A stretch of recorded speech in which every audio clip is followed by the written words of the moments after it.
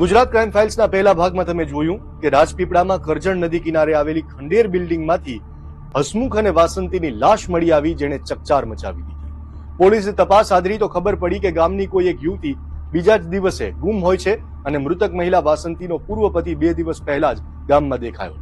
બાતમીના આધારે પોલીસે તે ગુમ યુવતીને શોધી અને તેની પાસેથી જે કબૂલાત મળી તે જાણીશું આગળની કહાનીમાં।